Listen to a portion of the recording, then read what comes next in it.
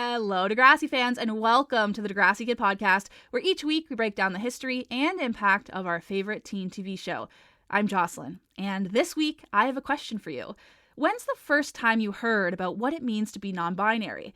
Today, we live in a world where asking someone their pronouns is just a regular part of conversation, where terms like being cisgender or genderqueer are being talked about in mainstream media.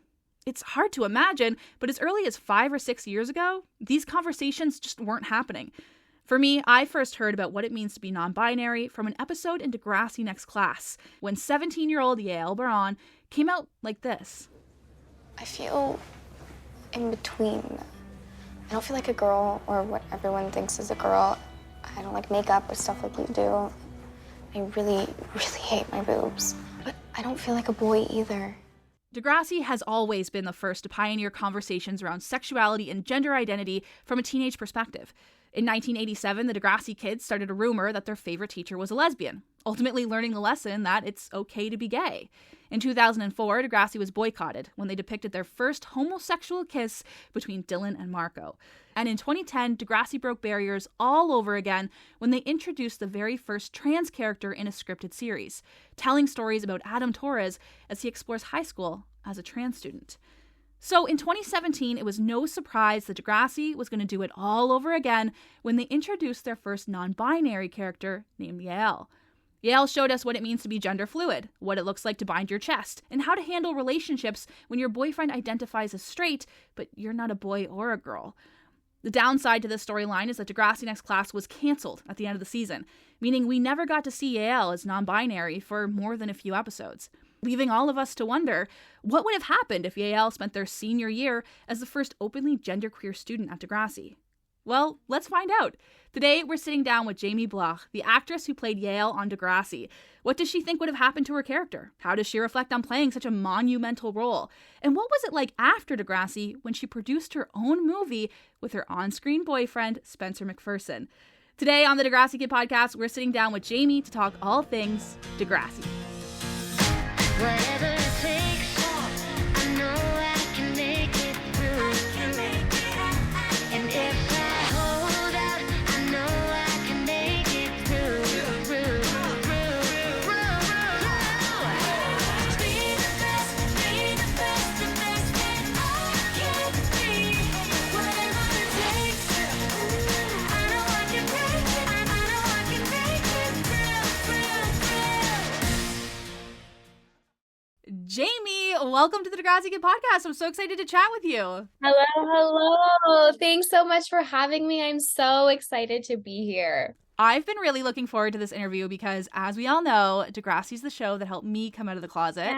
Yeah, and I have just a strong sense of appreciation for any queer or non-binary or trans character on Degrassi, and I'm so excited to talk with you. But I have to ask first, were you a fan of Degrassi before you got on the show?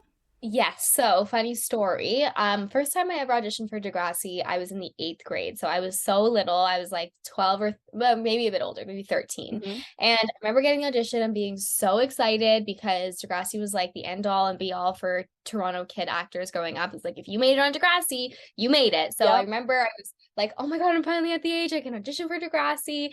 So I got this audition. It was like a day player role. So it was only maybe 1 or 2 episodes. And I was like, okay, well, now I have to watch the show. Because before I think I was a little bit young to be watching. So when the audition came through, I was like, let me see what this is all about. And I ended up, I think it was obviously Next Generation, and I can't remember what season it was, but I ended up watching it for the audition, and I never stopped. Like, I just kept watching it. So it was so fun for me when I actually got the role, because I'd actually been watching the show for several seasons and kind of knew all the characters and knew what was going on. That I auditioned twice before I had my audition for Next Class, and it was just really cool to kind of almost go to high school starting to watch Degrassi and then end up getting on the show while I was in high school. It was like a very full circle moment. So yes, I was definitely a fan of the show. Well, that's actually perfect because our first fan question comes from Glenn on Patreon, who wanted to know about your audition. So that's amazing. So how did you feel when you got it? Were you like freaking out? Yeah. And so when my moment finally came, I was like, I'm ready for this. Wow. I know what's going on. I'm excited. I can't wait to have my own character. And so I would say it was definitely one of those moments that was like,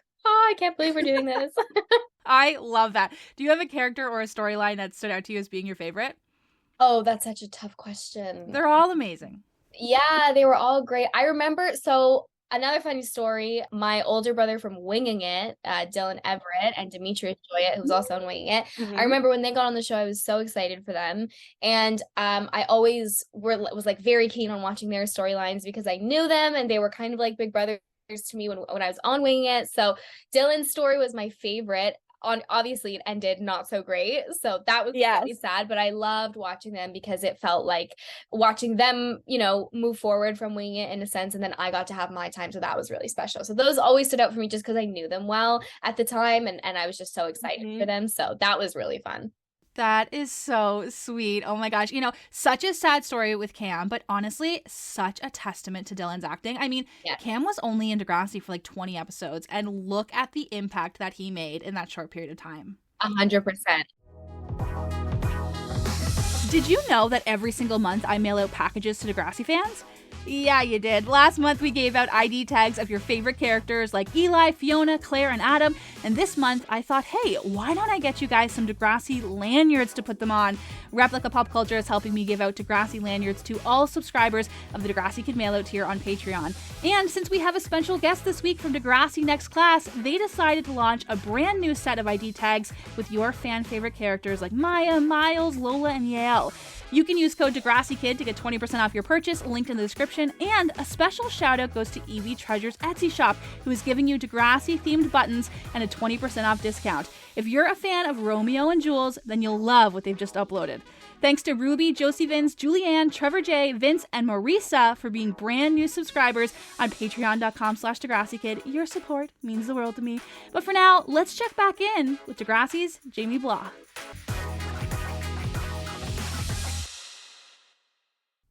So, Jamie, before the break, we were talking about how Dallas and Cam are your two favorite Degrassi characters because you previously worked with them on another show called Wingin' It. Now, I know you're a little bit younger than them, but did you ever get to, reunite and talk about your guys' time on Degrassi? You know what? Not really, funnily enough. As much as Toronto's like such a small place, we just never managed to cross paths. I think I saw Dylan once at my acting studio, like really in passing, and we were both like, oh my God, hello. Like it's been so long, but we never really got to reconnect after, sadly. I would love to see them again.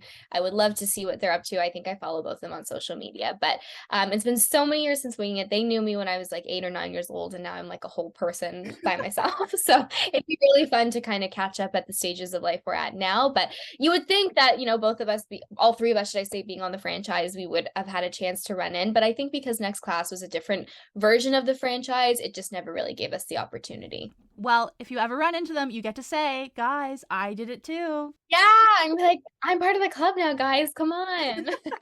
Now, fans will notice a lot of crossover between shows like Wingin' It and Degrassi or Life with Derek and Degrassi. And Jamie, I gotta know, how much is Degrassi the goal when it comes to being an actor in Canada? I mean, in my generation, and it's funny to say that because, I'm literally still a child, but, unfortunately, because the show's not running anymore, this generation of actors won't really have that experience. But in my kind of cohort growing up as a child actor in Toronto, it was the end all and be all, because you knew that if you got on that show, like that was the teen show coming out of Canada that had an international fan base, and you knew you were guaranteed to be a part of this franchise that was such a historical institution, not just in Canada but internationally. And so that was such a special thing for anybody who got on the show. And looking back, I remember being devastated when my first two auditions didn't work out, and I'm so glad they didn't, because they were for small reoccurring roles, not even reoccurring roles, like day player roles. And the rule on Degrassi is if you're on it once, you can't be on it again. So if I had gotten those roles, I never would have ended up on Next Class for as long as I did. So kind of just goes to show what's meant for you will find you. Yes. And growing up, I definitely always had my sights set on like one day that's going to be me. And look at what happened. And now you're here and you're forever known as Yael. Yeah, exactly. And one thing I learned about you is that before film and television even became an idea, you actually started acting in theater productions at only 6 years old. Yeah, I was a little baby.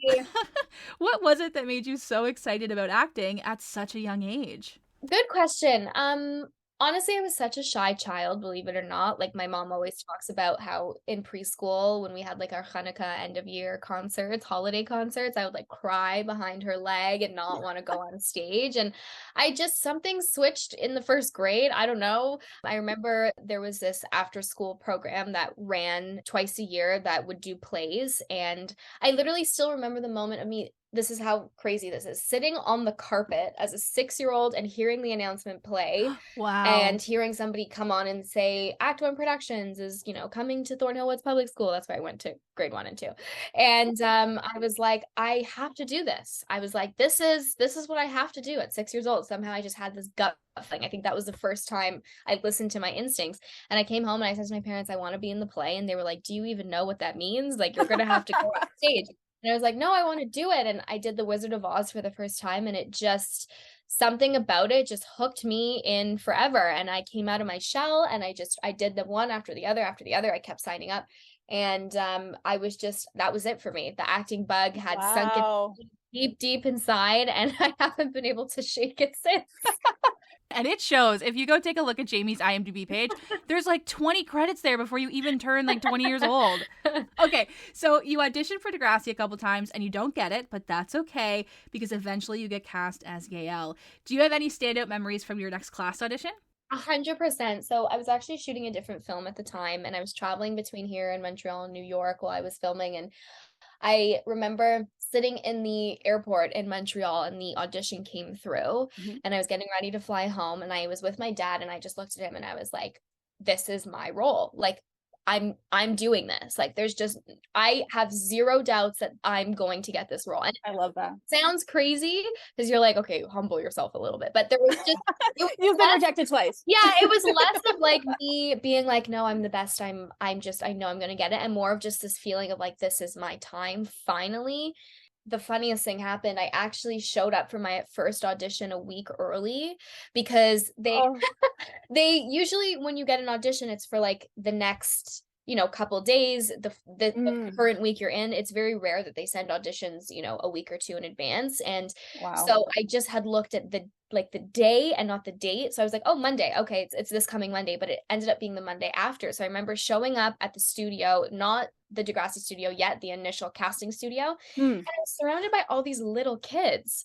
And I was like, okay, I know I look young, but there's no way these kids are here for the same thing.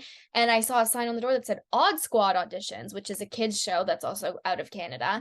Oh gosh, but not Degrassi. No, not Degrassi. And I was like, okay, maybe I'm just early, like it's fine. And I'm sitting there. And then I eventually go to like the casting assistant sitting at the desk and I'm like, hi, like, I'm here for Degrassi. And they were like, Degrassi? And I was like, yeah, Degrassi. And she was like, oh, that audition is next week. And I was like, oh my God, I'm not here next week. I'm shooting a different project, like out of town next week.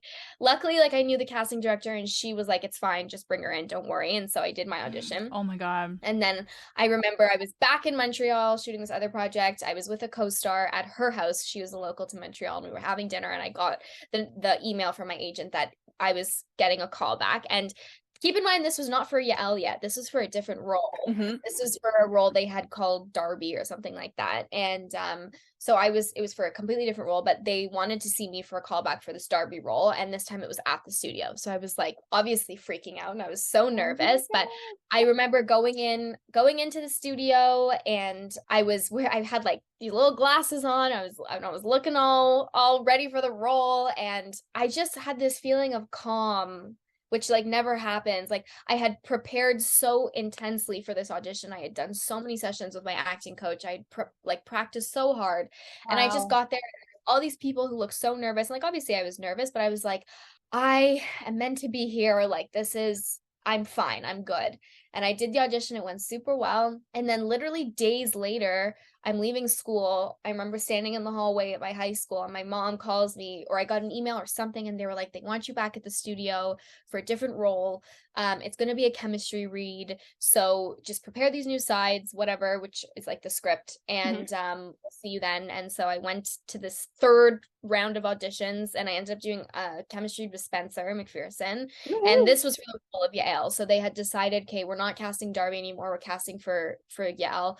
And sorry, Darby was what they were calling Yael. The first character's name was Maud. Now I remember. Okay. You audition for Maud, and then you get a callback for Darby. And Darby is the same character as Yael, just with a different name? Yeah. So then what happened to Maud? They turned that character into who I believe is Rasha now. That makes sense because Maud's character, you said before, had a clause that she had to be able to have short hair, which doesn't impact Yael, but does impact Rasha. Yeah, and I had short hair at the time because of this other project I was working on, because I'd cut all my hair off for this other project. Yeah. So that's how it was kind of like meant to be in a sense. But anyway, so this Darby role came along, which ended up turning into Yael. And so I went for this third audition, and it just went super well. And my agent called me, I think, I don't remember the timeline, but a few days later, maybe a week or two later, and she was like, the role is yours. You're just waiting on network approval, but you're in. And I was like, oh my God. It's so impressive that so many things went wrong for your audition, and you were still like, no, like, I'm going to nail it. Oh my God. And the first audition, I dropped my, like, when I was early, I dropped my phone in the toilet at my acting coach's studio, and my phone was like not working properly, and I was downtown by myself, and I was young at the time. I was like 15, and my mom was like, where are you? Like, what's going on? And I was like having to figure out how to navigate my way to the studio, and my it, like, had been in the toilet, and I was just like such a disaster, but we made it work. You still crushed it.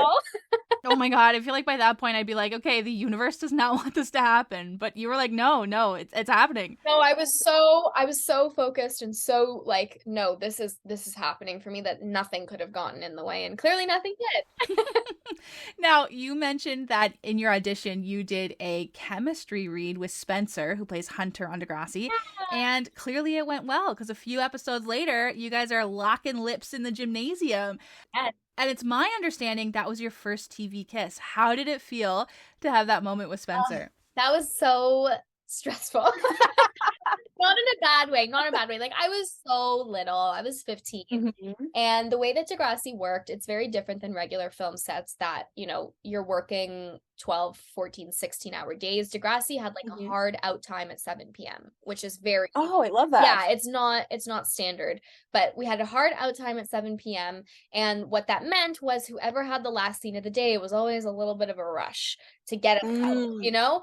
And this scene, this massive bus crash scene with the kiss, happened to be the last scene of the day. So I was on set all day, like so nervous, because I had to do this kiss scene, and it was in front of all these people, because it was like just filled with extras and other cast members. And we had, no joke, I think 2 or 3 takes to get it right, and that was it. So it was, oh my God. I didn't even have, like, I was just so stressed about getting it right for the timing, like I couldn't even think about it, and it was a blur. I don't remember most of it, but I was so glad it was with Spencer. He was always such a joy to work with, and so kind, and made me feel so welcome, and such a wonderful friend to me on set. So it's such a happy memory that I think back on, even though it was stressful, because I know some people have had worse on-set kiss experiences, and I'm glad my first one was that. I'll just say it like that. I love that. I mean, and how iconic to have your first TV kiss on Degrassi. I mean, that's the Canadian dream. I know, right? Now, your chemistry read with Spencer was at the set of Degrassi, and we learned that you were a fan of the show. Georgia wants to know, how did it feel when you got that call back and you got to visit the real set of Degrassi for the first time? What were you feeling? Yes, good question, Georgia. I just remember walking in and being like, holy crap, this is the real deal.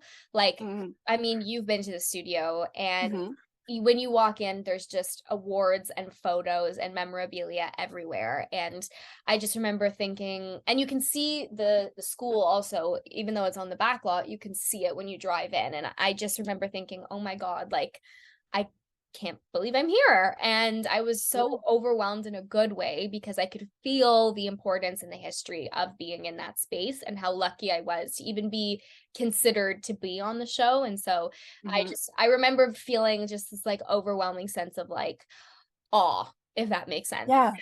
100%. Now, I loved visiting the studio, because like they give you a tour of the set, but you honestly don't need one, because when you go around, like all these memories come flooding back. You're like, oh, this is where this happened. This is where that happened. And I can only imagine what that feeling is like as an actor when you visit for the first time and you're like, oh, I get to be the one to make these moments happen. Yeah, it was nuts. It was nuts. So your audition with Spencer goes really, really well. You get cast as Darby, and then they change your name to Yael. Why does that name hold such a personal connection to you? So, that's actually my real Hebrew name. So Yael is my just the Hebrew version of what my parents chose for me. And I remember, so how it works with Degrassi is they audition using just generic names, and then depending on who gets cast, they change it according to what they feel like fits your character and your personality. So they decided to change mine to Yael. I guess they wanted the first Jewish character or like in that season. And I remember getting the email of like, okay, this is the character's name now. And I was like, oh my God, that's literally so weird. Like they didn't know and they didn't consult me before. It just happened to work out like that. So when you want to talk about, things aligning, that's just another I guess sign from the universe that was what was meant for me, because it was just a strange coincidence because it's not a very common name. Most people don't know how to say it. Yep. And the fact that that's the one that they chose, I was like, you know what? I'm clearly meant to be here. Oh my God, 100%. I would take that as such a confirmation from the universe. Like this is meant to be. This is my character. I love that. Yeah. And we actually had a question come in from Rebecca, who's a co-host of the Trail Mix podcast. She's a Jewish Degrassi fan, and she wants to know, were you ever hoping that Yael's Jewish culture and home life may be reflected on the show? Yes, so badly. It was actually one of the big things I was hoping we would touch on if we had continued. Past season 3 and 4, I was hoping in 5 and 6 that we would get to have some sort of Jewish identity storyline. It was really, really special for me to be playing a Jewish character on a show as big as Degrassi and have that, importance of representing my entire religion in a sense. And so I was really, really hoping we would get to delve into it. I'm sad that we didn't. But yeah, it was definitely, I was so excited at the possibility of what we could do with Yael and her Jewish identity. So it's sad it didn't come to fruition, but at least they still exist out there as a Jewish character, Yeah. And that's what I hope, that if we get a reboot, there's more diversity. Because like we've told the stories about white kids and their Christian holidays, right? Like a bat mitzvah in there or something. I would love that. Now, when it comes to Yael's introduction to the story, the whole idea is that they're a girl who lives in a boy's world. They don't like feminine things like makeup and dresses, and they're on the gaming team and they only hang out with boys. Was that meant to be an indication that Yael didn't subscribe to gender norms and would later come out as non-binary? Or did you have any idea that they would come out at all? I had no idea that was planned for the character. I was only told of Yael's storyline progression and like the arc that they were going to have when we got to season 3. So the first year, we had no idea what they had planned to do with Yael's character. And I think this is a misconception a lot of people have, that like actors know everything. We are the last to know anything. Yeah. Okay. There is a whole writer's room of people, a whole team of producers, a whole team of other crew members involved that are giving the okay for storylines to get written before the actors have any idea of what's coming. And 99% of the time, we find out what's happening with the characters when we sit down at a table read and get the next set of scripts for the next block of shooting. This was a bit different because the character arc was going to be so different. They called me in privately to tell me what was going to be going on, because it also required a lot of research on my behalf. Yeah. So they wanted to just make sure I was prepared and wasn't like blindsided when we got to a read through. But I had no idea initially. And I think what people have to remember is a lot of the times the writers don't know initially when they're starting new characters what the progression is going to be. They start with like a foundation and a basis for a character, but they don't always necessarily know what their entire story is going to look like start to finish. And that's one of the wonderful things about being on a multi-season show, is that discovery and that exploration of these characters once we come to get to know them a little bit better. So I think once, all the new characters in next class were established in season 1 and 2, the writers were then able to go away and look at that as a whole and say, okay, where do we want to take them? And that's the route they decided for Yael, which was such a wonderful opportunity and such a gift that they, bestowed upon me to carry that torch forward with the character. But it was never an inkling in my mind. And you have to remember, this was 2014, discussions of gender binary and anything like that was not in our vernacular. It was not front and center. LGBTQ was obviously a massive part of Degrassi, but we weren't delving into the intricacies of being gender queer in a sense. Yeah. Even in my regular life, that wasn't something we were hearing much about at the time. Mm-hmm. So it was such an eye-opening experience for me to be like, wow, this is a whole world I just didn't know was out there. And I was so touched that they had chosen me, you know, to be the one to put it on TV. So it was really awesome. I remember being super excited and nervous when I found out, because I was like, wow, this is a big responsibility of a world I have no idea about. Yeah. But I look back really fondly at what they were able to do with the character and how they were able to represent a whole generation of kids who may not have ever thought they would have seen themselves on TV before that. You know? Yeah, I totally agree. Because, you know, when Yael's storyline came out, I was actively a part of the LGBTQ community, right? Yeah. But I still didn't even know what it meant to be non-binary or gender fluid. And I felt like Degrassi made it really accessible in understanding like, not only the language, but the feelings around being non-binary. It made it something, like, really easy to relate to and understand. Yeah. Exactly. And one thing I was thinking about during your answer is we recently had Annie Clark as a guest on our podcast, and she's the one who taught us that you don't learn anything about your character until you're in the read through and going through the script. Yeah. And she told us, she was like, you only really get to find out what happens to your character in advance if something major happens to you, right? Yeah. But she told us that she thought for some reason that only happened if your character was going to die. No.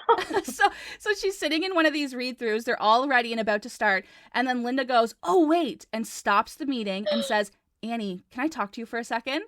And Annie's like freaking out. So she gets up and she like leaves the room and she's like, oh my God, like, is this over for me? And Linda's like, hey, we forgot to mention that this episode, Fiona actually comes out of the closet. Like, we just want to make sure you're comfortable with that. Yeah. And Annie's like, yes, of course I am. Like, 2 minutes ago, I thought you were going to kill me. Like, this is fine. Don't kill me. I'm fine with it. You know what? I remember the feeling all too well when they pulled me aside and I was like, oh my God, did I do something wrong? What's happening? I don't know what's going on. You know, I was so nervous. You're like, I've only been here for 2 seasons. Give me a chance. Yeah, I was so nervous and it ended up working out for the best. But I know all too well what she's talking about, but that's so funny. Oh my God. I love it. So we actually had a fan question come in from Riley, who's a non-binary Degrassi fan. Yay. Hi, Riley. Yeah, and they wrote in to say that they saw themselves in Yael. They said, Yael was the first time I saw a non-binary character on television. I found it relatable that Yael didn't know exactly what was different about them, just that something was. Oh. And yeah, the question they left for you was, what kind of research did you put in when you realized you're going to play a non-binary character on Degrassi? Yeah, well, first I'll say, Riley, thank you for sharing your story. What a beautiful, you know, touching thing to hear. It really makes my heart warm when I hear that Yael's touched people in their real lives. I would say, you know, most of it was on the internet. I tried as best as I could to find real stories of real teens going through, you know, similar questions or who had come out on the other side and come out as non-binary, and at the core of it, what those emotions were and that emotional journey that they had gone on to eventually reach that conclusion and discover that they were non-binary. Because for me, the biggest responsibility I felt I had was to portray the emotional journey in the most realistic way and to portray all the nuances of, yeah, it's not as simple as waking up one morning and deciding, oh, I actually identify as non-binary, you know, all of the difficulties and the struggles and the questions of also sexuality and terms. And I wanted to also make sure that I was being respectful of the proper terms to be using and, you know, being respectful of a community that quite frankly I wasn't a part of and I'm not a part of. And I, you know, look back on that as I'm grateful to have shepherded that role, but it wouldn't be a role that I would feel comfortable playing now because I am not part of that community.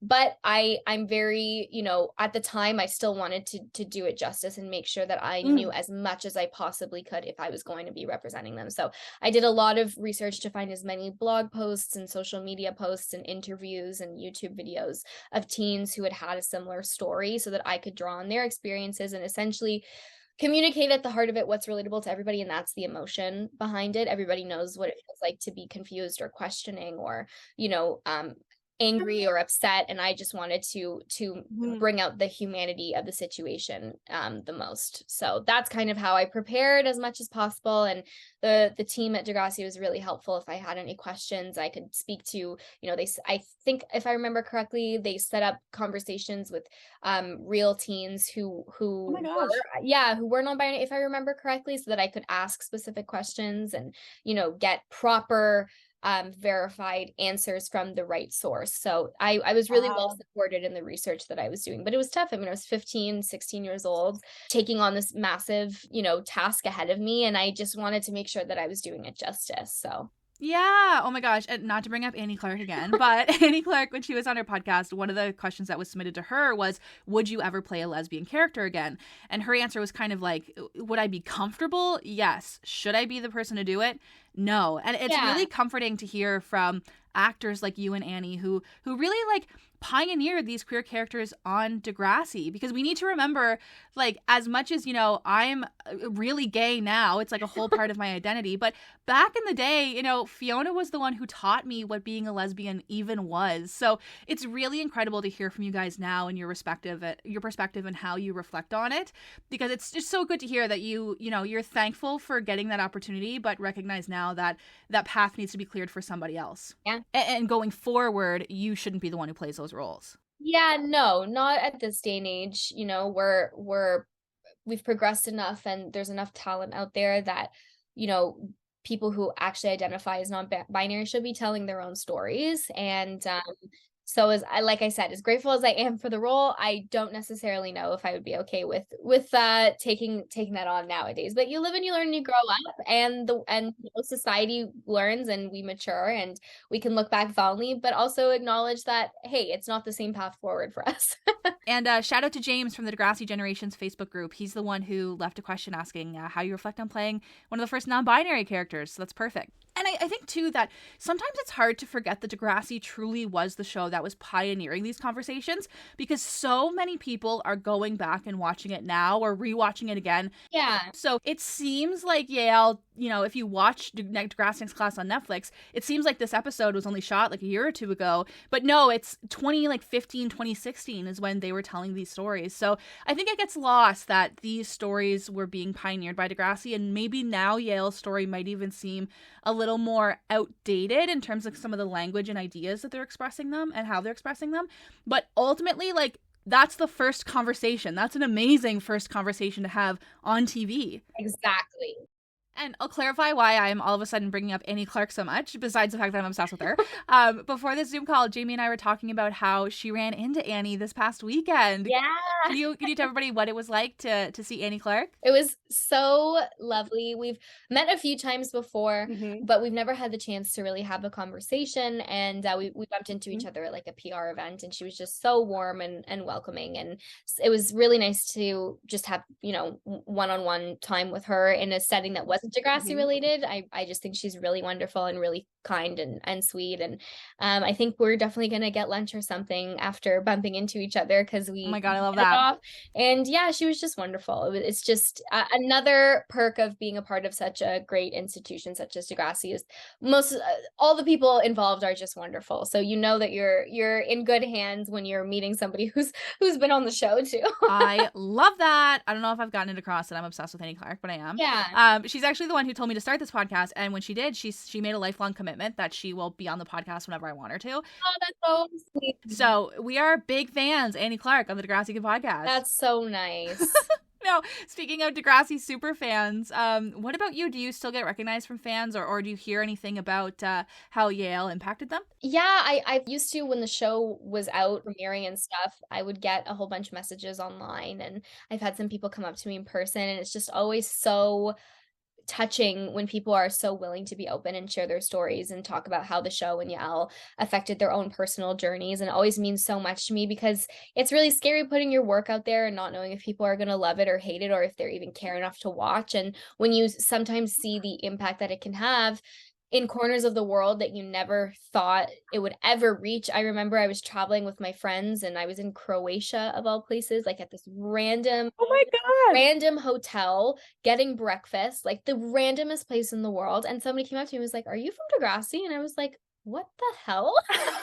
Like, how do you know what this is? Yeah. And she wasn't even from Croatia. She was from a completely different country too. And it was just people usually don't recognize me in person, especially now because it's been so many years. But at the time, because of my hair, people aren't used to seeing me out of costume. So the fact that she was just able to spot me and recognize me, it was one of those moments that was like, wow, people watch this all over. And the impact that this show has doesn't stop in Toronto. Like it just it reaches every corner of the globe, and it's just always such a crazy reminder to me of like our work has meaning and purpose, and it affects real lives, and that makes it all worthwhile, you know? Oh, that answer is so sweet.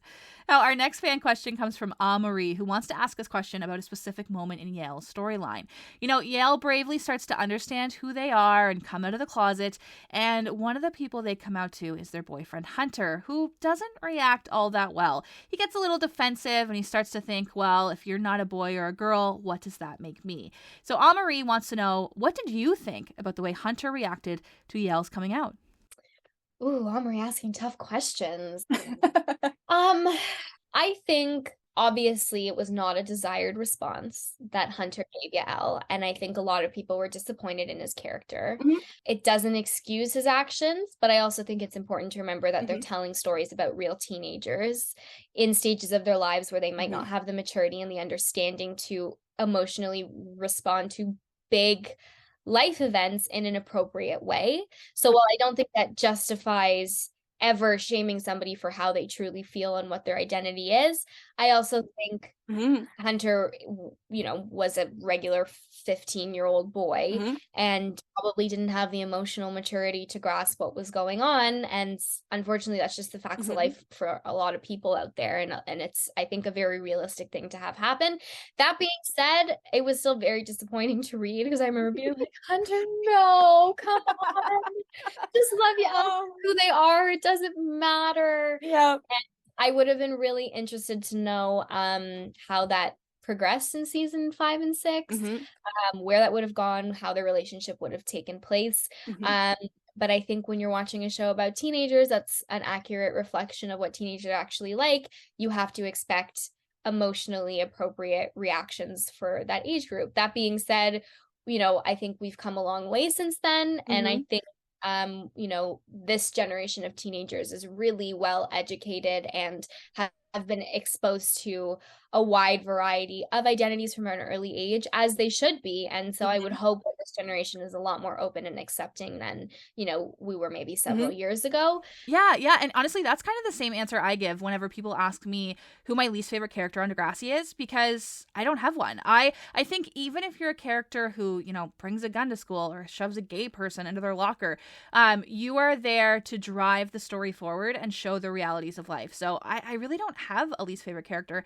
And I think that Degrassi is so good at making their characters nuanced, where you'll have these really good people that you care about who do bad things or have bad opinions. And that's what Degrassi's there for, to show you real people that might think differently than you. Yeah. So the lesson becomes like, how do you handle that, right? Exactly. And so sadly, we actually don't get to find out what happens to Hunter and Yael because Degrassi Next Class gets canceled. There was never an official announcement actually made to the fans, but I'm so curious from your perspective, when was the moment you realized, like, okay, Degrassi's officially over? Well, I will say there was never an official announcement to the cast either. That's brutal. To pull back the veil a little bit, the way that it works just legally with this kind of stuff is, you know, when you're signed to a contract for a show, there's a specific date that the production or the network or, you know, has to let you know about a renewal by. Otherwise, you know, there's money that gets involved and, you know, a whole bunch of legal stuff. But there's always a date that's outlined in a contract to say, by this date, we need to know what's going on. And I remember that date passing and me calling my agent and being like, what's going on? And her being like, I don't know. I haven't heard anything. And the more time that passed, the more we kind of reconciled with the fact that, like, yeah, this is not looking good. We're not going forward. And then there was an email that was sent out, if I remember correctly, like, you know, from the team, just kind of thanking us for all of our hard work. But there was never an official announcement for us either. It was kind of just like all right, I guess it is what it is. Oh my gosh, I can only imagine what that feels like, because I recently watched the behind the scenes videos where they're filming about the last day of the previous graduates, and the whole vibe is like, this is really sad, but like, we're going to see you guys again next year for the next round of Yeah, graduates. we're coming back. And it's so sad because you're not coming back. You're not coming back and nobody knows it. Yeah. So I have to ask, what was it like for you and your generation not to get that closure? I mean, the show at that point had been on for 17 years and you're the first class not to get it. That I think was the hardest part for all of us who never got to graduate, was like we were the only generation who didn't graduate, you know, didn't have their stories finished. And that was really upsetting just from the perspective of like every other character before had some sort of closure in their storyline. So it was really sad for us because we had been really excited, especially as new characters, to see, you know, how we were going to evolve as we grew up and got older.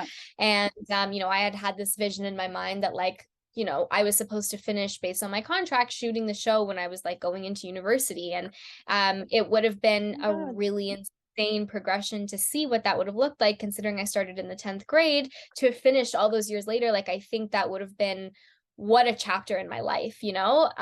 So I always felt like it was cut a little bit short, and I never really got the closure that I had hoped for. And I know a lot of, you know, our cast members who didn't get to graduate feel the same. But I'm also still grateful that, hey, I had 4 solid seasons on that show and experiences that I would never trade for a million years. So silver linings, if I would do it all again if I had to, but it's definitely bittersweet. Oh my God, I would feel exactly the same way. I mean, since the 1980s, kids have been getting their Degrassi moment, and you were just like one hair away from it all. Yeah. You know, my Degrassi wish would be that, I know it's still a few years away, but because we didn't get that closure of your generation, I would really love like a special where they do a 10-year reunion and we hear about what happened to you guys and catch up to where you're at now. I would be all in. I would be all in. So did you have any insight into what was going to happen to Yael, or even what you hoped would happen for them? I had nothing, and I don't think anybody really did. Like I said, you know, very few storylines were ever revealed before we got to know about them at the read-throughs. So even if there had been discussions, and I'm sure there had been, you know, I'm definitely, they start talking about that stuff a long time in advance. But any of the progressions and the arcs that they had thought out for seasons 5 and 6 were not revealed to us. So I definitely had my hopes. I would have loved to have seen Yael come into their own and really discover their identity to the fullest and become comfortable in their skin, and, you know, deal with the Hunter situation and explore their Jewish identity. Like, that was my big hope. And eventually, you know, when that group of kids became like the seniors, I would have loved to have seen them in more of like a big sibling role or like mentorship role for new incoming students. So that would have been really wonderful, because I also would have been growing up at the same time with the character. Like, I was going through high school. I was only technically like a year and a bit older than Yael's character was supposed to be. So I was very much in a similar stage of life. And I think it would have been really special to kind of go through my high school years in conjunction with Yael. So all that to be said, I don't know where they would have ended up, but I would have loved to have heard, and maybe I'll message some of the writers and be like, hey, I'm sure they all still remember. It's also at the top of their minds. Yeah, I'm sure.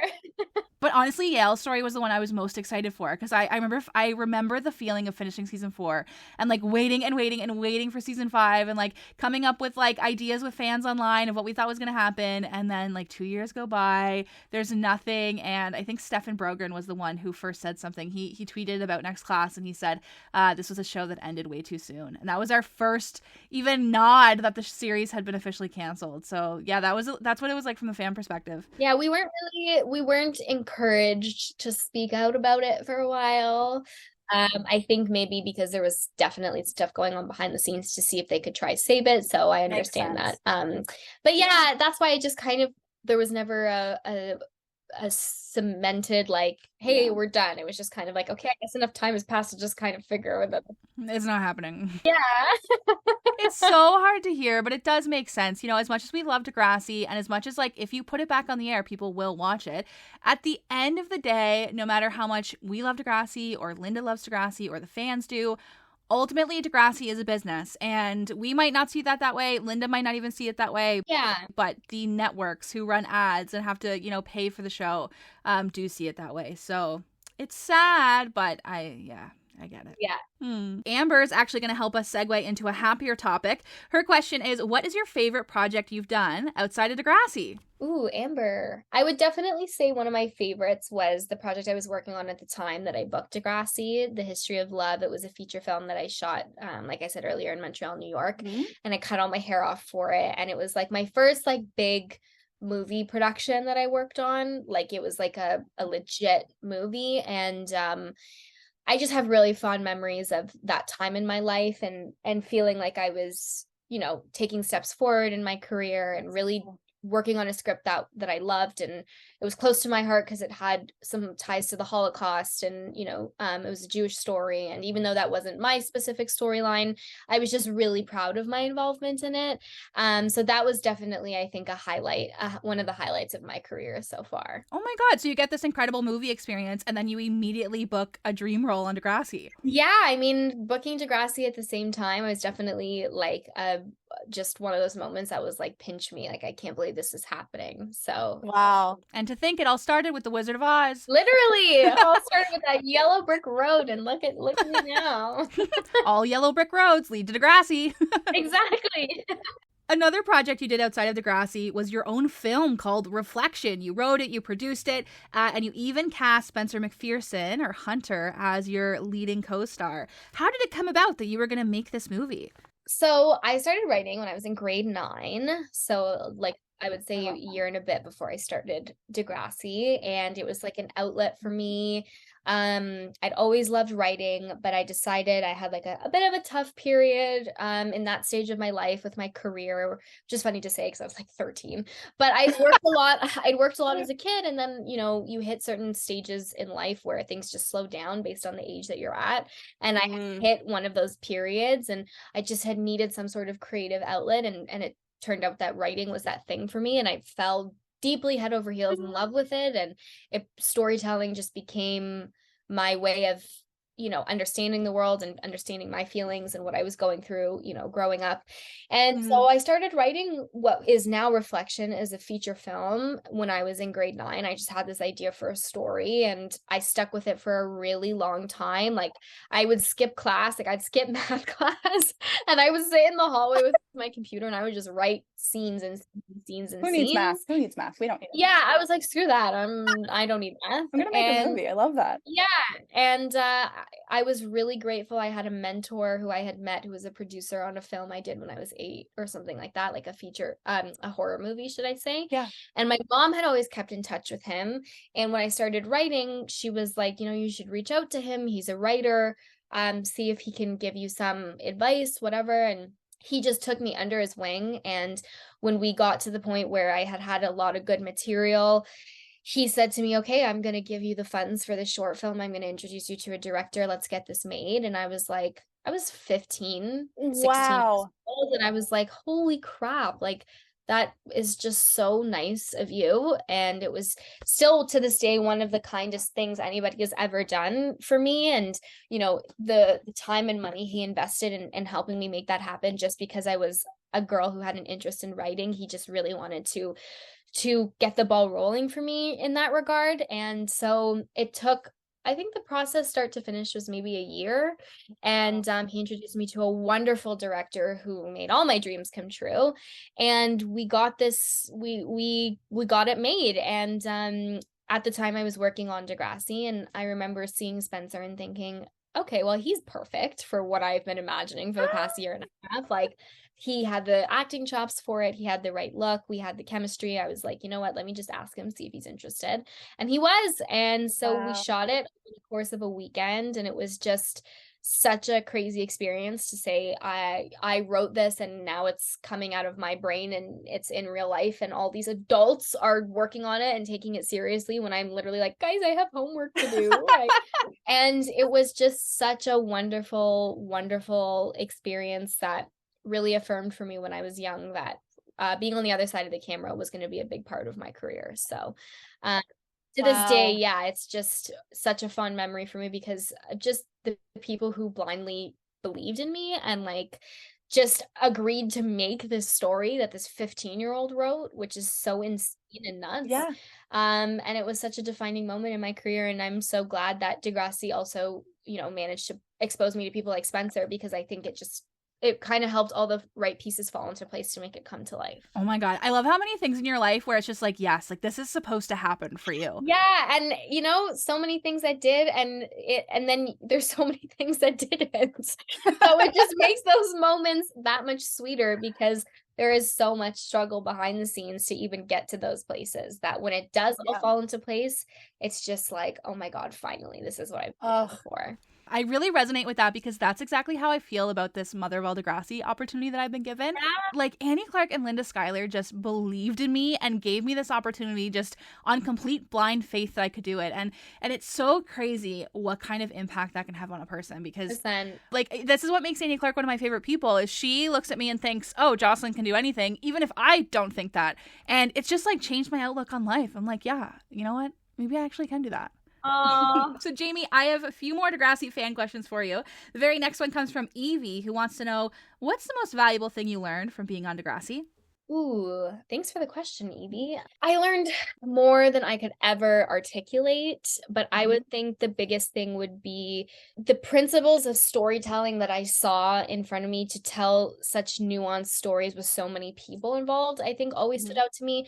And also, you know, just from a perspective of what it means to work on a team and to work towards a shared goal, and the importance of being kind to everybody you work with, and how everybody has a role to play. Like they ran that studio like a well-oiled machine, and every single person who walked through that door was important to getting the job done. It didn't matter what they did, if they sat at the front desk, if they were the director, if they were making the food, if they were mopping the floors, if they were building the sets. Every single person was important on that set equally. I love that. I think that really showed me, like, you know, it's just everybody has a job to do, and keep your head down, do good work, be kind to everybody else, and work towards that common goal, and magic can be made, you know? Seeing the impact Degrassi had, I hope my work has that impact on somebody else one day. Oh, I love that. Now I have a two-part question for you.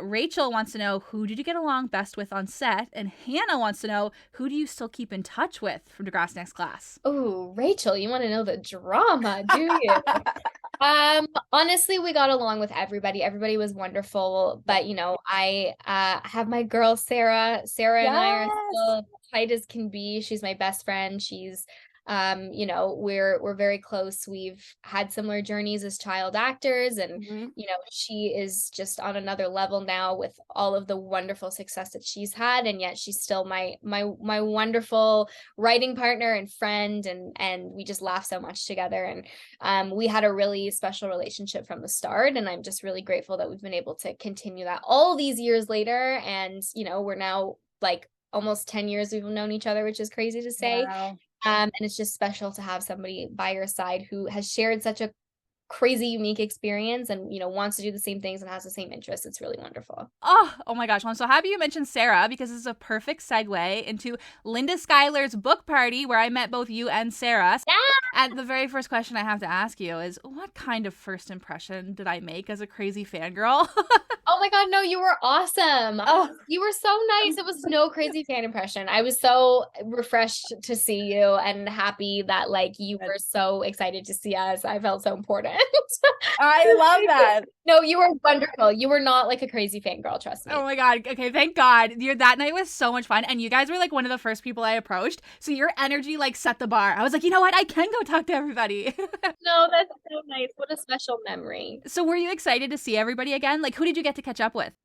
Oh my God, everybody. I was excited to see everybody. There were some people I hadn't seen since the last day of filming in 2016. Wow. And you know, I'm a completely different person now. Like I said, I'm an adult, and obviously I use that word, but I was a kid when we finished, and to see some of these, even like the crew members, you know, was just such a feeling of like, you know, we've come home and to our family again. And it was so nice to all be in the same room, you know, just to see cast members I hadn't seen in so long, and remember why I love them so much outside of, you know, being on the show, and reconnecting with Aaron and Spencer and Andre and Eric, who are always just a joy to have fun with and hang out with. It was just such a blast of like nostalgia and gratitude, and also made me so happy that I got to see them at this stage in my life and that I still love them as much as I did when I was 16. Oh my gosh, that is so cute. Now, one of the names that you mentioned was Eric Osborne, who played Miles on Degrassi. And fun fact, you guys also did a horror film together. Yeah.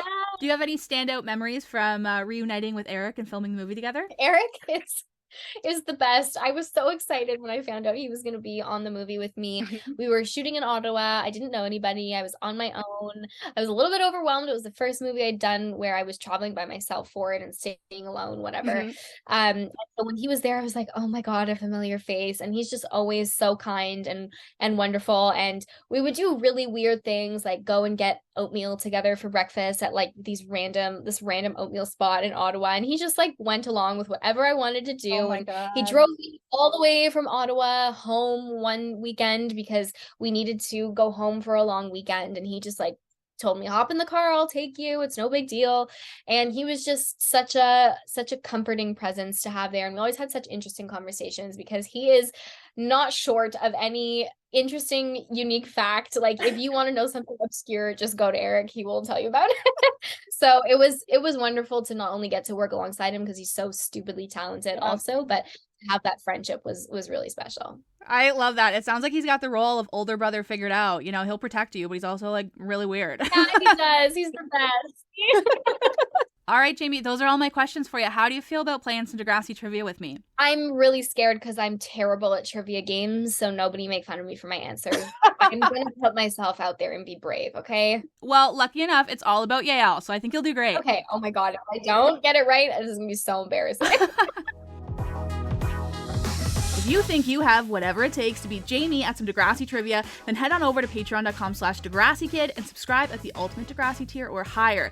Once you're there, you'll find an exclusive video where I ask Jamie 6 questions about her character on Degrassi. And I won't spoil it for you how the game went, but let's just say Jamie could use your help remembering some of Yael's most iconic moments. Thank you to everyone who supports the Patreon, but for now, let's say goodbye to our newest friend of the Degrassi Kid Podcast, Jamie Bloch. Jamie, thank you so much for coming on the Degrassi Kid Podcast. This was truly a dream come true. This was wonderful. Thank you so much for having me. Brings back such wonderful memories. I have half memories. Half memories. Okay, Jocelyn. All right. You know what? I tried my best, okay? Well, Jamie, the final question I have for you is, what are you up to now, and where can people find you on social media? Yeah, what am I up to now? I'm kind of, I'm 1 year post-grad, so I just got my degree last year in screenwriting and media production. So now Oh my God. I have my foot in a few different avenues. I'm writing, I'm pitching some original shows that I created. I'm hoping to kind of go that route a little bit. I'm also still doing my stuff on social media. You can find me on Instagram at Jamie Bloch, JamiebLoch, and on TikTok at Jamie.Bloch. There's a dot in there, so don't forget it.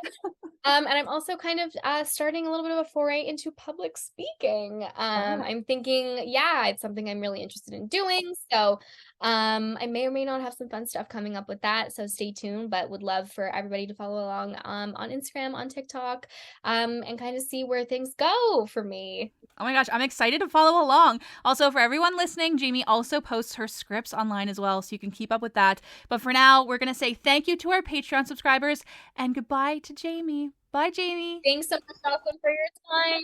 Bye. Thank you so much to everyone who left a question, all of our brand new signups, and a special shout out to Rebecca, Brittany, Emily, Gina, Jackie, Julia, Lauren, Max, Mark, Sarah J, Sawyer, my dear friend Stevie Gerwa, who I love dearly, Alyssa, Randy, Annie, Chantilly, Chrissy, Dave, Degrassi CSI, Holly J Wonders, Julianne, Kat, Kylea, Najama, Owen, Rachel, Ruby, SB, Shane, Shelby, Sierra, Sunita, Susan, and Victoria. You guys have all made my dreams come true. But for now, let's listen in to one of Yael's big moments as they figure out who they really are. Thanks, guys. Okay, I think you should wear this with the white tee and the slouchy jeans. I've never seen somebody shop so fast in my entire life. I told you, I'm an expert at the lunchtime shopping spree. Don't second guess it. Fits you like a dream. No, it's not that. What's Hunter gonna say? Honestly, I don't know. What if he hates it? I'm more worried about what you think.